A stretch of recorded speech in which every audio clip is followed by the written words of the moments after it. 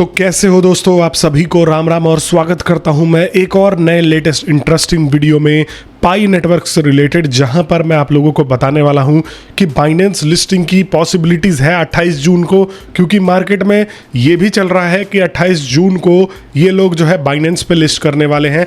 तो हम इन पॉसिबिलिटीज़ के बारे में बातचीत करने वाले हैं और एक्चुअल में क्या सीन हो सकता है वो भी आप लोगों को एक्सप्लेन करके बताने वाला हूँ। अब दोस्तों देखो, आपको पता है आपका भाई जो है जीसीवी को बेस करता हुआ आया है हमेशा लॉजिक के साथ में। आपको पता ही है, हमेशा आपको लॉजिक देता हूं कि भाई जीसीवी क्यों नहीं आएगा, एंड 99% कम्युनिटी मेरे साथ है। कल एक कमेंट आया था कि बेटा मैं 64 इयर्स का हूं एंड मैं स्ट्रांगली बिलीव करता हूं जीसीवी में। तो मैं उन अंकल जी से यही कहना चाहूँगा कि आपने शायद मेरे पहले के वीडियोज़ नहीं देखे, आपने शायद मेरे कॉन्सेप्ट नहीं सुने, तभी आप ये कॉन्सेप्ट अभी भी अपने मन में बना के चल रहे हो।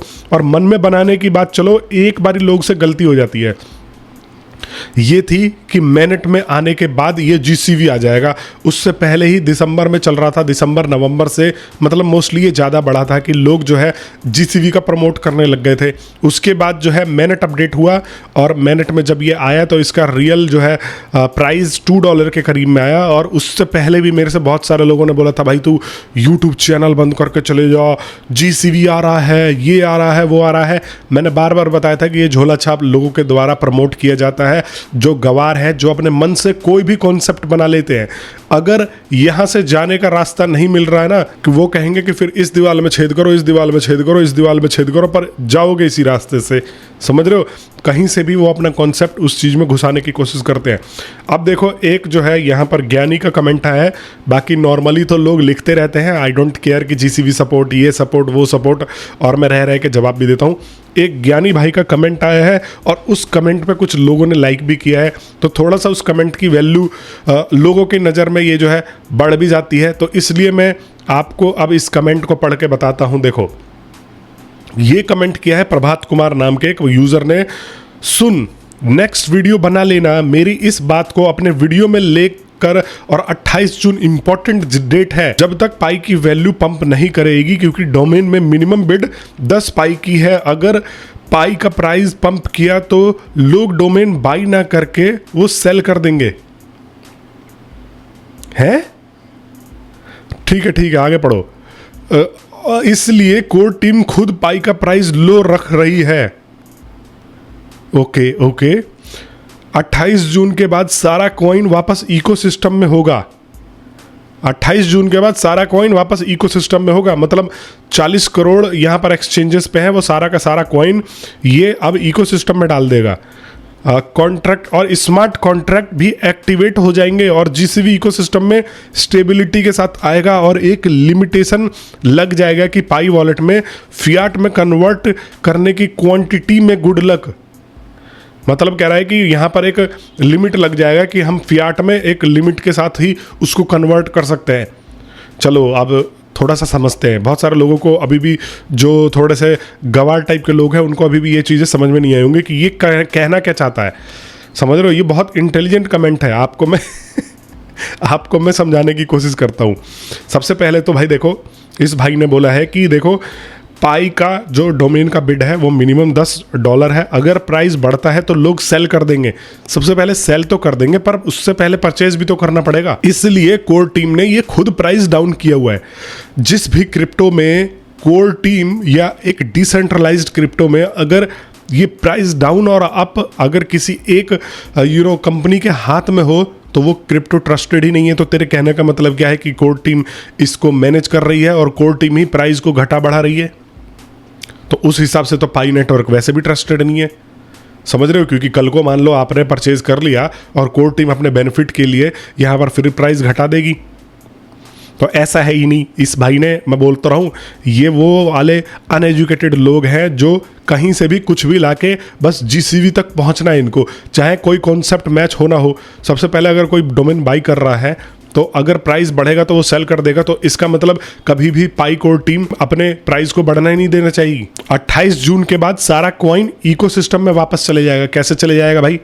30 से 40 करोड़ कॉइन है यहाँ पर एक्सचेंजेस पे, बाकी अलग अलग वॉलेट्स में। वो तू बोलने जाएगा सबको फ़ोन कर करके कि भाई अपना वॉलेट में डालो। अरे गवारो, कुछ तो लॉजिक के साथ आ जाया करो, कम से कम कुछ तो यहाँ पर लॉजिक लगा लिया करो। कॉइन वापस इकोसिस्टम में होगा और स्मार्ट कॉन्ट्रैक्ट एक्टिवेट हो जाएंगे, स्मार्ट कॉन्ट्रैक्ट एक्टिवेट हो जाएंगे इसके हिसाब से, और स्मार्ट कॉन्ट्रैक्ट एक्टिवेट होने के बाद जीसीवी में चले जाएगा। मतलब स्मार्ट कॉन्ट्रैक्ट से और जीसीवी का कोई लेना देना नहीं है, जबरदस्ती स्मार्ट कॉन्ट्रैक्ट को और जीसीवी को कोरिलेट कर रहा है। इकोसिस्टम में स्टेबिलिटी के साथ आएगा और एक लिमिटेशन लग जाएगी। अब देखो इकोसिस्टम में स्टेबिलिटी के साथ आएगा, स्टेबिलिटी के साथ इकोसिस्टम में $3,14,000 आ गया और यहाँ पर एक लिमिट लग जाएगी कन्वर्ट करने की। मैं मान लेता हूँ सारे के सारे लोग 1 अरब पे ट्रेडिंग करने लग गए, 1 अरब एक प्राइस मान के ट्रेडिंग करने लग गए, और एक टी शर्ट खरीदने के लिए 0.0000000 लिख के जो है यहाँ पर परचेज, उसका वैल्यू कन्वर्ट करके और उसे पे कर दिया, उसने खरीद लिया। पर 0.0000 ये भी ठीक है, चलो हम मान लेते हैं। पर अगर कोई कॉइन इसकी वैल्यू $3,14,000 आ जाती है और आप उसको विड्रॉ ना कर पाओ तो उसका फ़ायदा क्या है? मैं मन में तो ये सोच रहा हूँ कि मैं टी शर्ट 50 करोड़ की फलाना वैल्यू पे खरीद के लाया हूँ, बट अगर मैं अपने पाई को कन्वर्ट करने जाऊँगा तो क्या वो मेरे को मिलेगा? इतनी लिक्विडिटी है मार्केट में, दुनिया में, वो होएगी ही नहीं। क्यों नहीं होगी? क्योंकि अगर $3,14,000 के हिसाब से माने तो 7 बिलियन इंटू 3 लाख करोड़, और मतलब ये हजारों ट्रिलियंस में इसकी वैल्यू चली जाएगी। पूरे यूएसए की जो है इकोनॉमी अगर मैं बात करूँ तो 30-20 ट्रिलियन के बीच में होगी, 19-20-30 ट्रिलियन के बीच में होगी, इससे ज़्यादा नहीं होगी। चाइना की भी 19-20 ट्रिलियन ही है। तो अगर तू कह रहा है कि एक लिमिट लग जाएगी तो लिमिट लगा के आप अपने मन में ख्याली पुलाव पका के आप भले ही 50 करोड़ पे प्राइस पे मान लो, और तेरे कहने से जीसीवी आ जाएगा। अभी मैं इसका भी प्रूफ दिखा देता हूँ कि कम्युनिटी में जीसीवी आ रहा है नहीं आ रहा। देखो ये तो खैर मैं एक वैसे ही बचकानी वाली बात करके आपको दिखाने की कोशिश कर रहा हूँ। देखो ये पाई की तरफ से एक नया ऐप लॉन्च हुआ है और मैं इस ऐप को दिखाने की कोशिश करता हूँ आपको, ठीक है। यहाँ पर देखो ये इस गाड़ी को बेच रही है, इकोसिस्टम में लोगों ने लिस्ट कर रखा है इस गाड़ी को, ठीक है। कितने प्राइस पे? 21,000 पाई पे। तो ये गाड़ी की कीमत आपको क्या लग रहा है कि अगर ये लोग जीसीवी को सपोर्ट करते और जीसीवी के हिसाब से चलता तो पाई अपने प्लेटफॉर्म पर, अगर पाई भी जीसीवी को मान लो सपोर्ट कर रहा होता और लोग भी सपोर्ट कर रहे होते तो क्या ये प्राइस आता? इसकी वैल्यू आनी थी 0.00 समथिंग में, 21,000 के हिसाब से तो $3,00,000 अगर एक पाई की हम कीमत मान के चलते हैं तो फिर ये पॉइंट्स में ही आएगा। समझ रहे हो? ये झोला छाप लोगों को थोड़ा सा समझाना जरूरी हो जाता है, क्योंकि देखो कुछ मासूम लोग भी होते हैं जिनको थोड़ा कम नॉलेज होता है।